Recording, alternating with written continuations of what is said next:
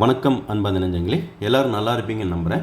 இன்றைக்கி நம்ம வீடியோவில் ஒருவர் கிராம நிர்வாக அலுவலர் ஆகணும்னா, அதாவது விஏஓ ஆகணும்னா, அவங்களுடைய ஜாதகத்தில் எந்த மாதிரியான கிரக அமைப்புகள் இருக்கணும், எந்த மாதிரியான யோகங்கள் இருக்கணும் அப்படிங்கிறத பற்றி உதாரண ஜாதகமாக உண்மையாகவே ஒரு விஏஓவாக இருக்கக்கூடிய நபருடைய ஜாதகத்தை இன்றைக்கி நம்ம பார்க்க போகிறோம்.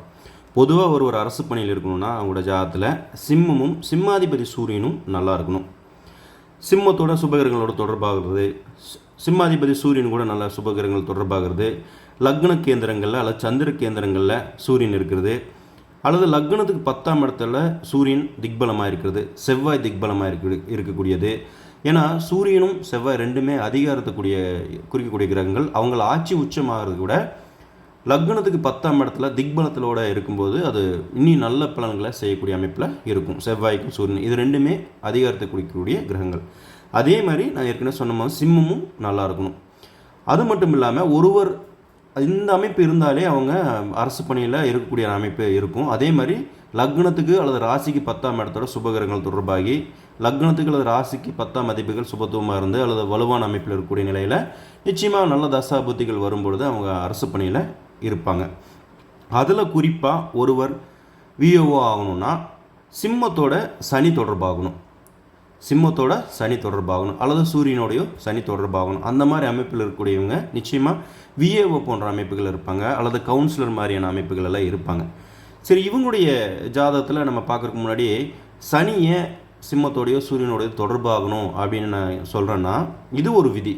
ஏன்னா பொதுவாக பொது சேவை குறிக்கக்கூடிய இடம் பார்த்திங்கன்னா சிம்ம ராசி தான். ஒருத்தர் பொது சேவையில் இருப்பாங்களா, அதாவது சமூக நலப்பணிகள் செய்யக்கூடிய நபராக இருப்பாங்களா அப்படிங்கிறது சோசியல் சர்வீஸ் செய்யக்கூடிய இடத்த குறிக்கக்கூடியது சிம்மம் தான். அதோட சூரியன் தொடர்பாகணும், அல்லது சிம்மாதிபதி சூரியன் கூட சனி தொடர்பாகிறது. இப்போ இந்த என்ஜிஓ மாதிரிலாம் சொல்லுவாங்க இல்லையா, ட்ரஸ்ட் வச்சுருக்காங்க, அந்த ஃபவுண்டேஷன் மாதிரிலாம் சொல்லுவாங்க இல்லையா, இந்த அறக்கட்டளை அப்படின்லாம் சொல்கிறோம் இல்லையா, அந்த மாதிரி இருக்கக்கூடியவங்க எல்லாரோட ஜாதகத்தில் பார்த்திங்கன்னா சிம்மமும் சிம்மாதிபதி சூரியனும் நல்லா இருப்பாங்க. ஒரு வலுவான அமைப்பில் சாதகமாக இருக்கக்கூடிய அமைப்பில் நிச்சயமாக அவங்க அந்த மாதிரியான பணிகளில் செய்வாங்க. சரி, இவருடைய ஜாதகத்தில் நான் சொன்ன மாதிரி ஏற்கனவே சனி சிம்மத்தோடையோ அல்லது சூரியன் கூடிய தொடர்பாகணும் அப்படின்னு சொல்லி இந்த விஏவுக்கு. அது மட்டும் இல்லாமல் கவர்மெண்ட் ஜாபுக்கும் எந்த மாதிரியான அமைப்புகள் இருக்கணும் அப்படிங்கிறத நான் ஏற்கனவே சொல்லிட்டேன். சரி, இப்போ அவரோட ஜாதகத்தில் பார்ப்போம். இவர் 22/1974 காலை 7 மணிக்கு பிறந்தவர். இவருடைய லக்னம் கும்ப லக்னம், ராசி மகர ராசி. சரி, இவருடைய ஜாதகத்தில் பாருங்கள், நான் ஏற்கனவே சொன்ன மாதிரி சிம்மம் நல்லா சுபத்துவமாக வலுவாக இருக்கணும் அப்படின்னு சொல்லியிருந்தேன். இவருடைய ஜாதகத்தில் பாருங்கள், சூரியன் லக்னத்துலேருந்து இது ஒரு கேந்திரஸ்தானம்னு சொல்லுவாங்க. 1, 4, 7, 10 ஆகியவை பார்த்திங்கன்னா ஒரு கேந்திரஸ்தானங்கள்னு சொல்லுவாங்க. அதில் சூரியன் இருந்து சூரியன் கூட நட்பு கிரகங்கள்னு சொல்லக்கூடிய புதனும் குருவும் இவங்க 2 பேருமே நெருங்கிய நட்பு கிரகங்கள் தான். சூரியன் எந்த விதமான ஒரு பாதிப்பும் ஆகாமல், ராகுகேதுவோட தொடர்பாகாமல், வேறு எந்த ஒரு பாவகங்களோட தொடர்பு இல்லாமல் லக்ன கேந்திரத்திலே இருந்து சூரியன் புதன் குரு கூட சேர்ந்ததுனால இது புதாதித்ய யோகமும் குரு ஆதித்ய யோகமும் இருக்குது. அதே மாதிரி சூரியன் குரு சேர்ந்தது இன்னொன்று சிவராஜ் யோகம்னு சொல்லுவோம். ஸோ சூரியன் லக்னத்திலிருந்து நல்ல ஒரு அமைப்பில், நல்ல வலுவான ஒரு அமைப்பில், பகை வீடு தான் அப்படின்னாலுமே அவர் அங்கே சூரியன் நல்ல சுபத்துவமான அமைப்பில் இருக்காங்க. இதில் இன்னொரு விஷயம் பார்த்திங்கன்னா புதனும் திக்பலமாக அமைஞ்சிருக்காங்க, குருவும் திக்பலத்தில் இருக்கிறது ஒரு சூப்பரான ஒரு அமைப்பு. ஸோ இங்கே புதனும் குருவும் கிட்டத்தட்ட ஒரு ஆட்சி பெற்றதுக்கு இணையான ஒரு பலனில் இருந்து அதே மாதிரி தங்களுடைய 7ஆம் பார்வையால் சிம்ம ராசியை பார்க்குறாங்க. இப்போ ஏற்கனவே சூரியன் நல்லா இருந்திருக்காங்க, புதன் கூட சேர்ந்து குரு கூட சேர்ந்து நல்ல அமைப்பில் இருக்கிறதும் அது ஒரு யோகம். அதே மாதிரி சிம்மத்தை புதனும் குருவும் தங்களுடைய 7ஆம் பார்வையில் பார்த்து சிம்மத்தை சுபத்துவப்படுத்துகிறாங்க. அதே மாதிரி இன்னொரு விஷயம் எப்படின்னா சூரியன் கும்பத்தில் இருந்து தன்னோட சொந்த வீட்டையே பார்க்குறாரு, சிம்மத்தை பார்க்குறதுனால சிம்மம் இன்னும் வலுவாகுது. ஸோ அதிகாரத்தை குறிக்கக்கூடிய இடம் நல்லா வலுவாக இருக்குது இவரோட ஜாதகத்தில். சரி, அதே சிம்மமும் வலுவாயாச்சு, சிம்மாதிபதியும் நல்லா வலுவாயாச்சு. ஏன்னா இனி இது இந்த அமைப்பு இருக்கிறது ஒரு அதிகாரம் பண்ணக்கூடிய அமைப்பில், ஒரு அதிகாரியாக இருக்கக்கூடிய அமைப்பில் குறிக்கக்கூடிய அமைப்பில் இருக்குது. அடுத்துக்கடுத்து பார்த்திங்கன்னா செவ்வாய் ராசிக்கு அல்லது லக்னத்துக்கு 10ஆம் இடத்தோட ஏதோ ஒரு வகையில் தொடர்பாக இருக்கணும். அதே மாதிரி பார்த்திங்கன்னா 10ஆம் இடத்தோட செவ்வாய் தொடர்பாக இருக்குது. தன்னோட 7ஆம் பார்வையால் 10ஆம் இடத்தை பார்க்குறாரு. இங்கே அவர் திக்பலத்தை இழந்து நிஷ்பலம் அப்படின்னாலுமே அவர் ஏதோ ஒரு வகையில் அதிகாரத்தை குறிக்கக்கூடிய செவ்வாய் கிரகம் தொழில் ஸ்தானமான 10ஆம் இடத்தை பார்த்துட்டாரு. இது ஒரு நல்ல அமைப்பு. அதே மாதிரி பார்த்திங்கன்னா ராசிக்கு 10ஆம் இடமா சுக்கிரனுடைய வீடு துலாம் ராசி வரும். ராசிக்கு 10ஆம் அதிபர் சுக்கிரன் சந்திரன் கூட சேர்ந்துருக்காங்க. அதே மாதிரி இன்னொரு அமைப்பு பார்த்தீங்கன்னா, நான் சொல்லியிருந்தேன் சனி வந்து நல்லா இருக்கணும் ஜாதகத்தில் அப்படின்னு சொல்லியிருந்தேன் கிராம நிர்வாக அலுவலர்கள்லாம். ஏன் அப்படின்னு சொன்னேன்னா, சனி வந்து ஒரு அடித்தட்டு மக்களை குறிக்கக்கூடிய கிரகம். அதாவது ஒரு கஷ்டப்படக்கூடிய மக்கள், ஏழை மக்களை குறிக்கக்கூடிய கிரகம், பொதுமக்களை குறிக்கக்கூடிய கிரகம் சனி தான்.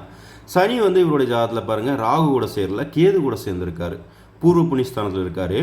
பூர்வ புண்ணியஸ்தானத்துலேருந்து இது ஒரு சூட்சம வலம்னு சொல்லுவாங்க. அதே மாதிரி குரு தனது 5ஆம் பார்வையால் சனி கேதுவை பார்த்துடுறாரு. சனி கேது ஒன்றா இருந்திருக்கும் பொழுது, அதுவும் இல்லாமல் இந்த சனி வந்து வக்ரமான நிலைமையில் இருக்காங்க. சனி வக்ரமாகி கேது கூட சேர்ந்து அதுவே ஒரு நல்ல அமைப்பு தான். அதே மாதிரி குருவோட 5ஆம் பார்வையிலும் அவர் இருந்து, சனியோட 3ஆம் பார்வை சிம்மத்துக்கு இருக்குது. சனி தன்னுடைய, நான் தொடர்பாகணும்னு சொல்லியிருந்தேன் இல்லையா, சனி சூரியன் கூடிய சிம்மத்துக்குடிய தொடர்பாகணும்னு நான் சொல்லியிருந்தேன் இல்லையா.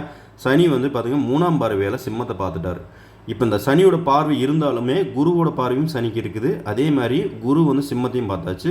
சனி வக்ரமாகி கேது கூட சேர்ந்து ஒரு நல்ல அமைப்பு, சூப்பரான அமைப்பு. சனி வந்து நல்ல பலன்களை செய்யக்கூடிய ஒரு அமைப்பில் இருக்காங்க. ஸோ இந்த அமைப்பெல்லாம் இருந்ததுனால தான் இவர் இந்த மாதிரியான ஒரு விஏஓ போஸ்ட்டில் செலக்ட் ஆகிருக்காரு. எப்படி செலக்ட் ஆகிறாரு, எப்போ எந்த டைமில் செலக்ட் ஆனால், என்ன தசாபுத்தியில் செலக்ட் ஆனார் அப்படிங்கலாம் நம்ம பார்த்துருவோம். இவர் பிறக்கும் பொழுது சந்திர தசை 7 வருஷம் 4 மாதம் 9 நாள் இருந்தது. இப்போ இவருடைய ஜாதகத்தில் பார்த்தீங்கன்னா, இவருக்கு ராகு தசையில் சுக்கிர புத்தி பார்த்தீங்கன்னா 15/1/2000 15/1/2003 வரைக்கும் நடந்துட்டு இருக்குது. அப்போ திருமணம் நடந்தது இவருக்கு. அதுக்கு முன்னாடி பார்த்தீங்கன்னா ராகு தசையிலே பார்த்தீங்கன்னா, அந்த தசைக்கு முன்னாடி பார்த்தீங்கன்னா இவர் திருமணம் ஆகும்போதும் அதுக்கு பின்னாடியும் பார்த்தீங்கன்னா ஒரு ஹோட்டலில் வேலை செஞ்சுட்டு இருந்திருக்காரு. ஹோட்டலில் வேலை செஞ்சுருக்காரு. என்ன ரீசன்னா, செவ்வாய் தான் அதுக்கான முதன்மையான கிரகம். ஹோட்டலில் வேலை செய்யணும்னா செவ்வாய் 10ஆம் இடத்தோட தொடர்பானதுனால இவர் இந்த வேலை கிடைக்கிறதுக்கு முன்னாடி ஒரு ஹோட்டலில் வேலை செஞ்சுருக்காரு. ரொம்ப கஷ்டம் பட்டிருக்காரு. ராகுதசையிலலாம் ரொம்ப கஷ்டம் பட்டிருக்காரு. ஏன்னா சனி பார்வையில் இருக்கக்கூடிய ராகுதசை இருக்கும்போது ரொம்ப கஷ்டப்பட்டிருக்காங்க. இப்போ இவருக்கு பார்த்தீங்கன்னா 2000 2003 திருமணம் ஆயிருக்கு. ராகுதசையில் சுக்கிர புத்தியில் தசாபதி வரும்பொழுதும், அல்லது சுக்கிரனுடைய வீட்டில் இருக்கக்கூடிய கிரகங்கள் தசாபதிகள் வரும்போது ஒருவருக்கு திருமணம் ஆகும். அந்த அடிப்படையில் வந்து ராகுதசையில் சுக்கிரபத்தியில் ஒரு திருமணம் ஆயாச்சு.